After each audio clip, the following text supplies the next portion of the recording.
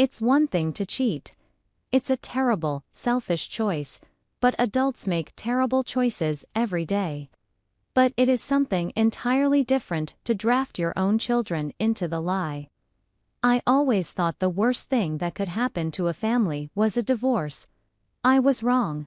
The worst thing is when the house becomes a war zone, and the innocent bystanders, kids who didn't ask for any of this, are the ones who get executed for treason. My mother just looked her own teenage sons in the eye, boys she raised, boys she nursed through fevers and drove to soccer practice, and called them cowards. She told them she wants nothing to do with them. And the sickest part, my dad is standing in the corner, watching his family burn, still thinking this is just a little misunderstanding. If you think you know what family betrayal looks like, you haven't heard this yet. Welcome back to the channel. Today's story it's a difficult one.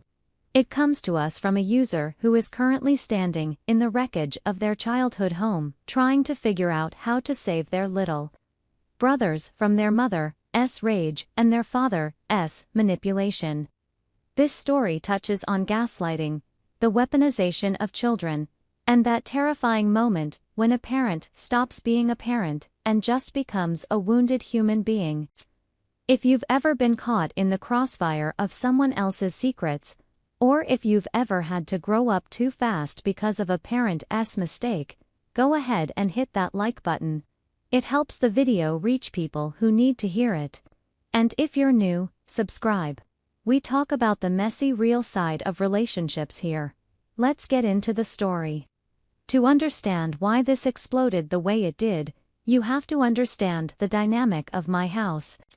I'm the oldest, in my 20s now, living on my own. But back home, I have two younger brothers, let's call them Sam, who is 16, and Leo, who is 14. My dad, he was always the hero of the household. You know the type. Mom was the one making sure homework was done, dentist appointments were kept, and the mortgage was paid. She was the structure. But Dad was the fun. He was the one sneaking the boys extra dessert. He was the one buying them the video games Mom said were too violent. He built this culture of us men versus the world. It seemed harmless at the time, just Dad bonding with his sons. A little wink here, a little secret there. Don't tell Mom I let you stay up until 2 a.m. Don't tell Mom we had pizza instead of salad. It felt like camaraderie. It felt like love. But looking back, I realize it wasn't bonding. It was training. He was conditioning them to keep secrets from her. He was grooming them to be his accomplices. For the last 6 months or so, Dad had been really active with the boys. Lots of guys' days out. He'd take Sam and Leo to the movies, or to the arcade, or just for long drives. My mom loved it. She would call me and say, "It makes me so happy to see your father so involved with them during their teenage years. They really need that male influence." That sentence haunts me now, because she was right. They were getting a male influence. They were learning how to look a woman in the eye and lie to her face without blinking. I went over for dinner a few weeks ago, and the vibe was off. Usually, my brothers are loud. They talk over each other. But that night, they were quiet. Sam kept checking his phone under the table. Leo looked like he was about to throw up into his mashed potatoes. My mom asked, "So, how was the mall yesterday? Did you guys find those sneakers?" And I watched it happen. Dad jumped in immediately. Too fast. "Oh, the line was crazy, honey. We didn't bother. We just grabbed burgers and hung out in the parking lot, talking about cars. Right, boys?" He looked at them. It wasn't a warm look, it was a command. Sam looked down at his plate and mumbled, "Yeah. Just hung out." I caught my dad's eye. He gave me a little shrug. Like, "Teenagers, am I right?" I brushed it off. I thought maybe they'd been smoking weed or meeting girls' normal teenage rebellion stuff. I didn't say anything, because I didn't want to be the snitch. I didn't want to break the sibling code. I didn't know that by staying silent, I was helping him dig the hole deeper. The truth didn't come out because of a receipt or a lipstick stain. It came out because my dad got sloppy, and my mom got intuitive. Apparently, Dad had been having a situation. That's what he calls it. A situation, not an affair, not cheating. A situation. He had a close female friend, let's call her Vanessa. For months, when he took the boys out, Vanessa was there. They would go to lunch, and Vanessa would join them. He introduced her to my little brothers as a good friend from work. But kids aren't stupid. They saw the way she touched his arm. They saw the way he looked at her. And then, the manipulation started. Dad told them, "Hey guys, look, Mom has been really stressed lately. She gets super jealous over nothing. If we tell her Vanessa was here, she's going to freak out and ban us from hanging out. So let's just keep this between us, men, okay? We're protecting her feelings." He framed it as an act of love. He made my little brothers feel like they were saving the family by lying. But 3 days ago, the house of cards collapsed. Mom was using the family iPad, the one that, unbeknownst to Dad, was still synced to his photo stream. She didn't find nudes. She didn't find texts. She found a selfie. It was a picture taken inside Dad's car. In the back seat were my brothers, Sam and Leo, smiling, holding ice cream cones. And in the front seat, leaning in to be in the frame, was a woman my mother had never met. Her head was resting on my father's shoulder. Mom didn't scream. Not at first. She just waited for them to come home. I wasn't there for the initial confrontation, but I arrived shortly after I got a panicked text from Sam. "Mom knows. Come now." When I walked into the living room, the air was so heavy it felt hard to breathe. My dad was sitting on the sofa, head in his hands, looking small and pathetic. But my mom, I have never seen her like this. She wasn't crying. She was vibrating with rage. A cold, sharp, nuclear rage. And she wasn't looking at Dad. She was looking at my brothers. Sam and Leo were standing by the stairs, crying. Actual, terrified tears. We didn't know what to do. Sam was yelling, his voice cracking. Dad told us not to say anything. "I don't care what he told you." Mom screamed back. Her voice didn't even sound like her own. It was guttural. "You watched me. You sat at my dinner table every single night. You let me do your laundry. You let me drive you to school. And every time you looked at me, you were laughing at me." "No, Mom, never." Leo sobbed. We didn't want to get in trouble." "You chose him," she said. "And this is the part that broke me." She walked right up to them, her face inches from theirs. "You chose him over me. You saw him with that woman, and you decided I wasn't worth the truth. You are liars. You are cowards. Just like your father." "Mom, please." I tried to step in. "They're children. They were scared." She whipped around to look at me, her eyes wild. "They are old enough to know right from wrong. They are old enough to know that another woman shouldn't be in the car with their father. They made a choice." She turned back to the boys. "I want nothing to do with you right now. I look at you and I don't see my sons. I see his accomplices. Get out of my sight." She pointed to the door. Not the front door, but the door to their rooms. She banished them.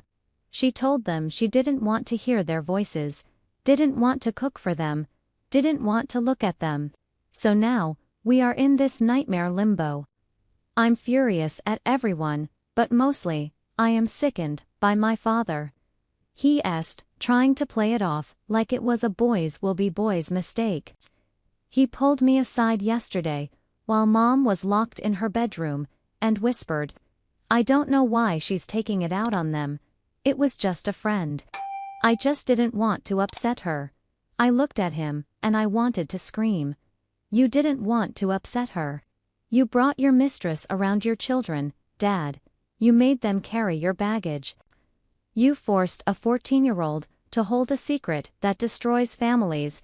That isn't a mistake. That is abuse. He just looked away, mumbling that I was being dramatic.